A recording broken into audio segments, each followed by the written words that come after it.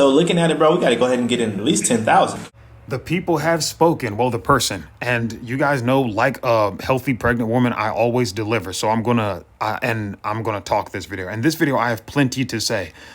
Oh, do I have a lot to say to y'all? So you can look right here. I'm just looking through, and I see some news, some stuff, Chinese companies that I typically avoid. And then here's OCTO right here. I want you to keep an eye on when I notice it. 7:07 a.m. if I'd blindly purchase, which I don't.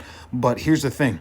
That so-called news catalyst, this thing you're going to see right here, related to like crypto and a placement, that so-called news catalyst been fugazi than a motherfucker recently over the past few months, and these bullish setups just ain't been working. I was just like, it keeps dragging on and on and on, and it's to a point where I pretty much accepted to stay away from that.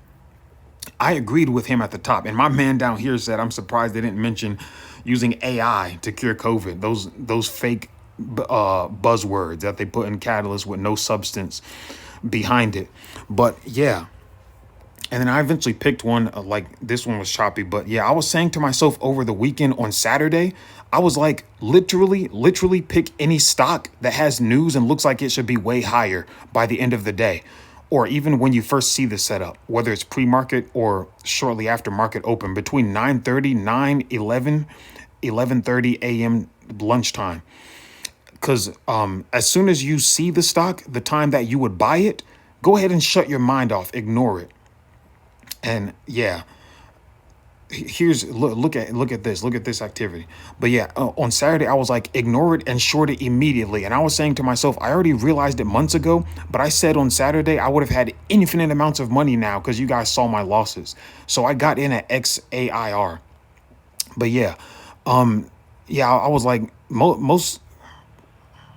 Yeah, I could have bought right there. But I was like, I was talking to myself about this over the past weekend.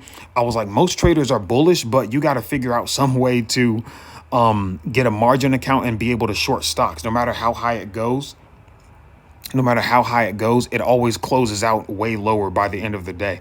And there's 69.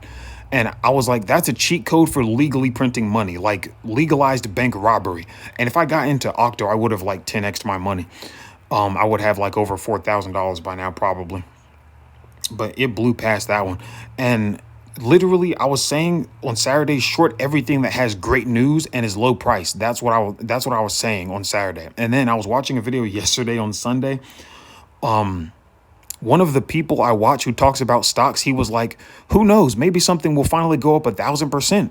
And maybe the cold market is over. Because you guys remember OGP about 2 weeks ago on Friday, that thing went from like $1 and change, $2, all the way up to like $16 at 4 p.m. Then it dipped after hours and then went even higher than $18, 200% or something like that. That exploded and people were looking for the next SOGP because it was so amazing compared to the cold action we've been having over the past few months. That movement 2 weeks ago on Friday, 3 weeks ago, I think.